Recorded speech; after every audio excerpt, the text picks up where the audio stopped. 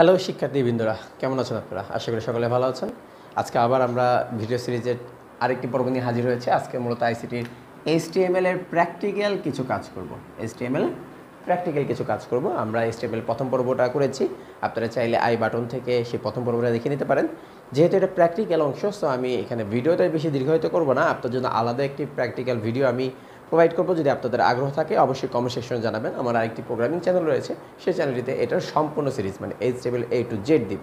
So এখানে যেগুলি খুব ইম্পর্টেন্ট সেটা নিয়ে আলোচনা করব।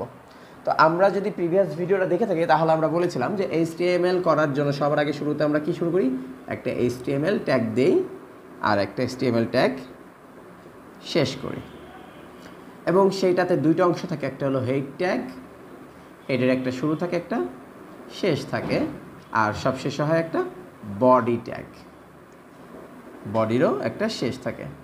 এই বডির ভিতরে আমি মূলত যেটা করতে বলবো আমরা সেটা করব। ফর এক্সাম্পল, আমার একটি ওয়েব পেজ তৈরি করতে বলছে যেখানে লেখা আছে দিস ইজ ওয়েব পেজ, এরকম কিছু। সেক্ষেত্রে আমরা এইভাবেই কাজ করব। জাস্ট খালি এখানে একটা পি ট্যাগ ইউজ করে লিখব দিস ইজ ওয়েব পেজ, আর পি ট্যাগটা শেষ করে দেব। করে দিলে আমাদের যেটা থাকে সেটাই মূলত আমরা যদি এটা সেভ করি কম্পিউটারে Ctrl+S দিয়ে, যদি এটা আমি অবশ্যই করব কি টেক্সট এডিটরে। আমি টেক্সট এডিটর হিসাবে আমি বলেছি নোটপ্যাড অথবা VS কোড ইত্যাদিকে নামায় নিতে, বা যে কোনো একটাতে আমরা কাজ করব। দেন সেটা যদি আমি Ctrl+S দিয়ে সেভ করার সময় এই ফাইলটা যেই নামিয়ে দিই না কেন, নামের পর .html এ সেভ করি, সেটাতে ক্লিক করলেই আমাদের যে কোনো ব্রাউজার, যেটা ডিফল্ট ব্রাউজার হিসাবে আমাদের উইন্ডোজে ইনস্টল করা আছে, সেই ব্রাউজারে এই পেজটা ওপেন হবে এবং সেখানে শুধু দেখাবে দিস ইজ ওয়েব পেজ, এই লেখাটাই দেখাবে, আর কিছুই দেখাবে না।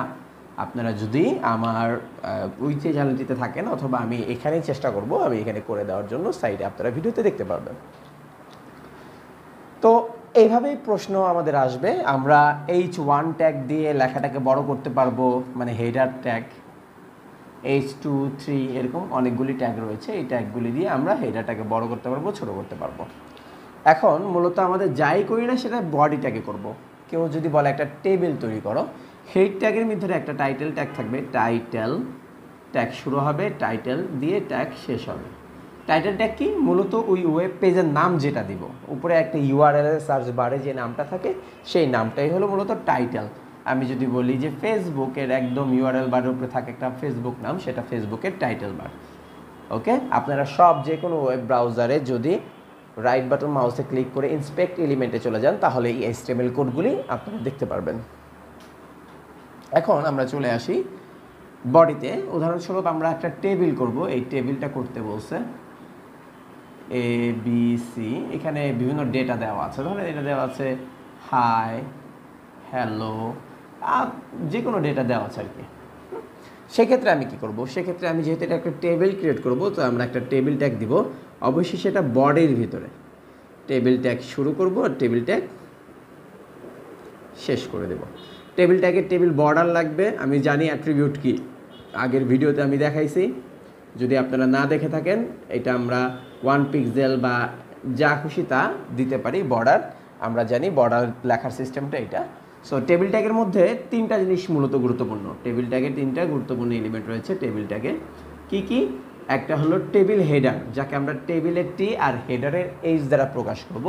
টেবিল হেডার দ্বারা শুরু, টেবিল হেডার দ্বারা শেষ। আর একটা কি? টেবিল র, TR, টেবিলের T আর আর এর র এর R, TR দ্বারা শুরু, TR দ্বারা শেষ। আর প্রতিটি রতে যতগুলি ডেটা রয়েছে তাকে আমরা বলবো টিডি। তাকে আমরা কি বলবো? টিডি বলবো। টিডি মানে টেবিল ডেটা। আমরা এখন এই টেবিলটা যদি তৈরি করতে চাই তাহলে আমাদের টেবিল হেডারে আমরা একটা দিয়ে দিই TH, আর TH শেষ। এই TH এর মধ্যে তিনটা ডেটা আছে, একটা দুইটা তিনটা টেবিল র। একটা টিডি দিয়ে কি লিখবো? A, টিডি শেষ। আর একটা টিডি এটার ভিতরেই, টেবিল হেডারের ভিতরেই, টেবিল হেডার, হ্যাঁ, টিডির ভিতরে B, এবার টিডি শেষ। এইভাবে লিখে দিব। আই থিঙ্ক আপনারা বুঝতে পেরেছেন। তারপরের কলামগুলি তো অবশ্যই টেবিল র হবে, টেবিল র। প্রথম হেডার হবে কারণ হেডিং লাইন থাকে, দেন পরবর্তীতে আমরা ডেটাগুলি ইনপুট করি, দ্যাটস ওয়াই। তো আশা করি এটা আপনারা বুঝতে পেরেছেন। আপনারা যদি না বুঝেন আমাদের এই প্র্যাকটিক্যাল ক্লাস যারা A to Z আমি HTML এর একটি করাচ্ছি, আপনারা কমেন্ট সেকশন জানালে সেই চ্যানেলের লিঙ্কটা আমরা প্রোভাইড করে দিব। সো আমরা এরপরে আলোচনা করব যেটা সেটা হলো টেবিলের পর আমরা আলোচনা করব ফ্রম। অনেক ক্ষেত্রে এখানে স্প্যান ব্যবহৃত হবে, স্প্যান। হ্যাঁ, যদি আমাদের এই রটা এদিকে আস্তে আস্তে এখানে যদি স্পেস হয়ে যায়, মানে এক আর দুইটা র মিলে যদি একটা ডিজিট আমি ইউজ করি, এইখানে হাই একটাই হয়েছে, সেক্ষেত্রে আমাদের এখানে বলবো র স্পান। র স্পান এই অ্যাট্রিবিউটের নাম হলো র স্পান, দুইটা মিলিয়ে। সো এখানে হলো এক, মানে দুইটা মিলিয়ে এক হয়েছে। আর যদি তিনটা মিলে হইতো তাহলে এখানে তো দুই, মানে যেই লাইনটা লেখাটা স্পান হয়েছে সেটা। আর যদি আমি যদি এটা হলো কল স্প্যান, আমি যদি রতে করি তাহলে র স্প্যান, আর যদি কলাম করি এইটা হলো কলাম, এইটা হলো কলাম দাগ। কলাম করলে কল স্প্যান, আর রতে করলে র স্প্যান হবে। যদি আপনারা না বোঝেন কমেন্টস করবেন, আমি এটা ডিটেলস এক্সপ্লেনেশন দিয়ে আপনাদেরকে একটি ভিডিও টিউটোরিয়াল দিব। এবং প্র্যাকটিক্যাল যারা করতে চান, প্র্যাকটিক্যালের আগ্রহী থাকলে দিবেন, সেই ভিডিওটি আমি এই চ্যানেলেও আপলোড করব। আমরা এরপরে ইমেজ নিয়ে আসবো, ইমেজ ট্যাগ। এখানে ট্যাগ আমরা দুইটা বলেছিলাম, একটা স্টার্টিং ট্যাগ হয় আর একটা এন্ডিং ট্যাগ হয়। এন্ডিংয়ে এখানে একটা ব্র্যাকেট মানে ব্যাকস্ল্যাশ থাকে, আর কিছু ট্যাগ আছে এমটি ট্যাগ বা সিঙ্গেল ট্যাগ যার মাত্র একটাই রয়েছে স্টার্টিং ট্যাগ। তার মধ্যে রয়েছে আমাদের একটা, সেটা হলো সোর্স। এমটি ট্যাগ তিনটা, একটা হলো বিআর ট্যাগ, এর ক্লোজিং ট্যাগ হয় না, আর একটা হলো image tag, EMG, image tag. হ্যাঁ, ইমেজ ট্যাগের কোনো ক্লোজিং হয় না, একটাতেই শেষ হয়, তাই এখানে ইমেজ ট্যাগের ক্লোজিংটা দিয়ে দিতে হয়। ইমেজ ট্যাগের মধ্যে একটা অতিরিক্ত অ্যাট্রিবিউট ব্যবহার হয়, সেটা হলো সোর্স। আমি যে ইমেজটা নিয়ে আসতেছি সেই ইমেজটার নাম এবং সেটা কোথায় আছে সেটা আমি এখানে হাইট এবং ওয়েটও দিতে পারি, যদি আমার ইমেজটা কতটুকু রাখবো সেটা উল্লেখ করতে চাই। So image tag, empty tag, আর হলো বিআর ট্যাগ, এই এমটি ট্যাগ, আর হরিজন্টাল এইচআর ট্যাগ। হরিজন্টাল ওয়েতে যদি আমি দেখতে চাই সেটাও একটা এমটি ট্যাগ হিসাবে গণ্য। সো আপনারা প্রত্যেকটি ট্যাগের আপনারা প্র্যাকটিস করবেন। আশা করি এই অধ্যায়টি নিয়ে কোনো ধরনের প্রবলেম হবে না। যারা HTML নিয়ে ভয় পান আমাকে কমেন্টস করবেন, আমি এটা ডিটেলস একটা ভিডিও টিউটোরিয়াল দেবো যাতে আপনাদের প্র্যাকটিক্যাল কোনো সমস্যা না হয় না।